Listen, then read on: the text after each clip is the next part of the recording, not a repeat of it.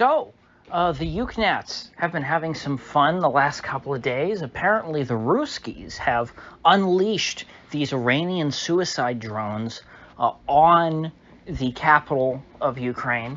And it is kind of ironic that, the culture that believes in suicide bombers has created now suicide drones. And they're actually kind of cool.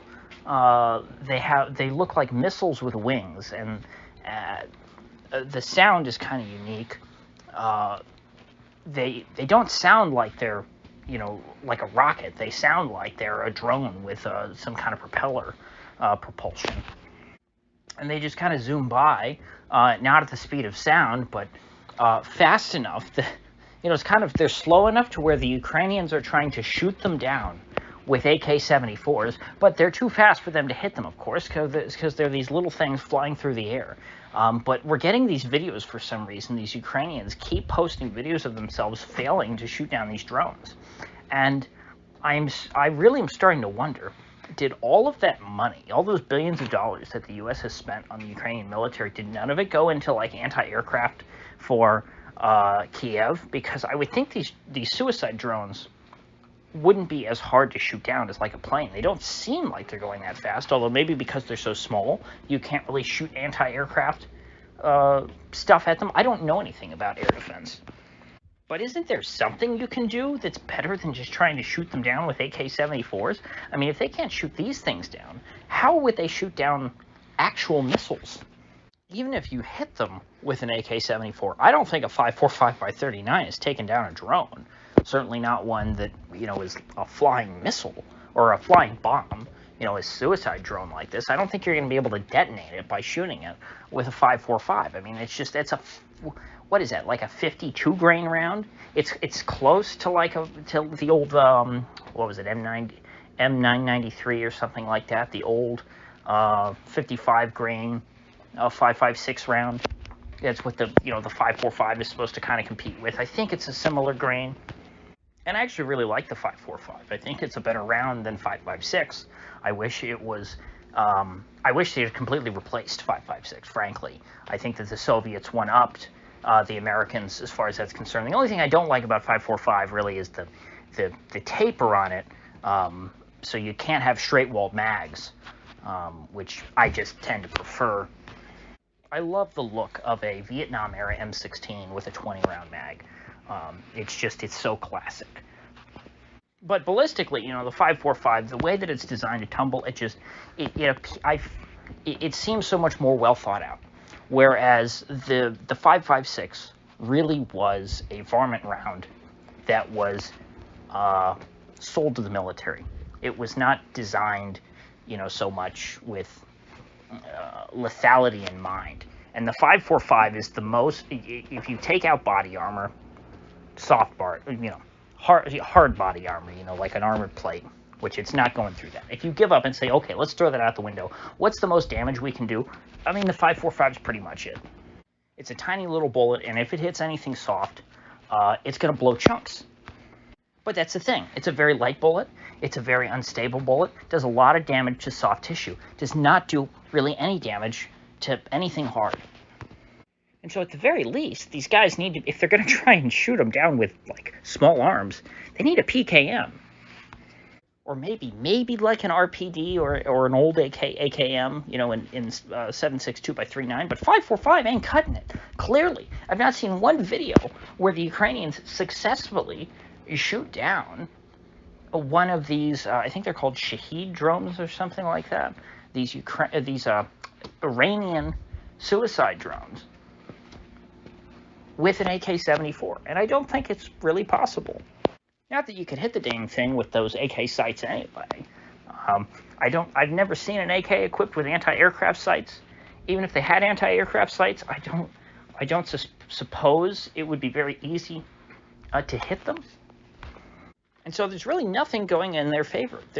It's almost impossible for them to hit these things with one of these rounds. And if they do hit it with the round, I don't think that it's going to take it down. So, now maybe people have seen contrary stuff by now. It's just what I've seen so far. I have not seen any evidence of it. And here's the thing. every bullet that doesn't take down one of these drones, guess what? It's raining back down on the city of Kiev. So these guys are just blasting away into the sky. Thousands of rounds, make no mistake. They've wasted thousands of rounds of 5.45. Probably old Soviet spam cans that they've cracked open. 30, 40-year-old ammo. And it's raining down lead onto the people of Kiev, because Kiev is a populated city. After the first few weeks of the war, there wasn't anything really going on in Kiev militarily. This is a new thing. This is a new era, and that's what the Ruskies are doing here. They're sending the message that, hey, we're bringing the war to you now. When we thought we had a peace deal, this is according to Putin back in March, they pulled back from Kiev, and they said, you know what, we're gonna play nice. We're going to try and hammer out this peace deal. And then Boris Johnson came in and told Zelensky, don't you dare make peace with Russia. We will never allow you to do that. And so the wars raged on, but Putin never went back to putting the screws to Kiev. And now, according to the Ruskies, that's what they're going to do. So we have every reason to believe that things are going to get worse for the city of Kiev. Well, it would make sense if you really do want to take down the whole U.S.-backed regime in western Ukraine, because they have pretty much broken down in eastern Ukraine, you would want to attack them in their capital city, in what Russia called the decision-making centers that they threatened to take out so long ago. Although the real decision-making centers are in Brussels, London, and most importantly, Washington. Now we're hearing rumblings, though, of a newly reinvigorated Kherson counteroffensive on the part of Ukraine. Oh, Ukraine, they're just days away from taking Kherson, or Kherson, or however the hell you say that city. I'm tired of these Ukrainian cities that start with KH, because I can't get used to having a silent K. And it's worse. It's not even like a silent K. It's kind of like, it reminds me of Yiddish. You know how challah starts with CH? Well, that's how I've heard some people pronounce Kharkov and Kherson. And I don't know. For some reason, when it's KH, when it's CH, I can do that with challah. And it just sounds disgusting. I can't do it with these Ukrainian cities. It's tough for me. So, all of the pro-Ukrainian Twitter accounts are reporting that Kiev has issued a media blackout on Kherson, which means that they're going to win. Now, to me, if they're issuing a media blackout, it means that they're probably losing. Knowing this regime, they are not the kind to keep quiet when they're winning. If they have even a small victory, they scream it at the top of their lungs. So maybe, this is a short-term thing, and they're just trying to, mask their movements, for a couple days, and then they're going to spring a trap on the Ruskies. But again, if that were the case, if them issuing this blackout means, they're going to secretly take back Kherson while nobody's looking, well, then the Ruskies would know that. If these pro-Ukrainian Twitter accounts know it, then old Putin and Sergei Shoigu know it just as well.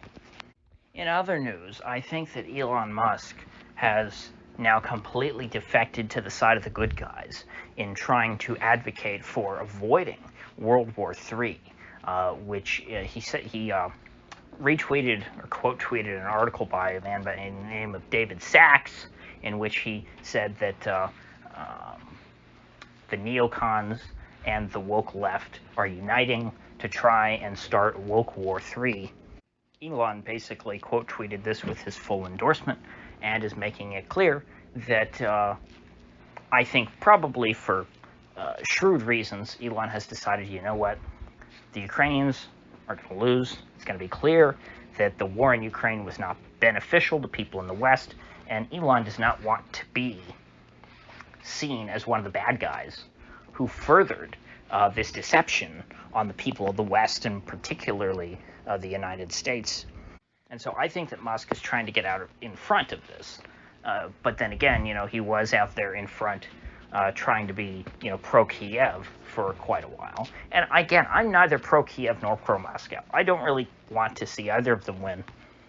I would just like to see people quit dying, and I would, again, like to avoid a nuclear war over a former Soviet republic, of all things. And I get the feeling that that is the exact position that Musk is trying to articulate. And it's, I have to say, it does feel somewhat reassuring to have at least one billionaire against World War III. And it's pretty funny to see the libs now have to, in order to be on the opposite side of everything that, the right is in favor of, the libs now have to come out and actively advocate for World War III and talk about how nuclear war is not so bad. And they're doing this more and more. And so eventually, when the time comes, these people will be seen as completely insane. The public the public mostly doesn't really care about this war to begin with. They don't want it. But they haven't realized how bad the situation is and how bad our leaders want to make it. But I think from a public opinion standpoint, things are only getting better as far as that's concerned. So, with that said, I will see you folks back here tomorrow.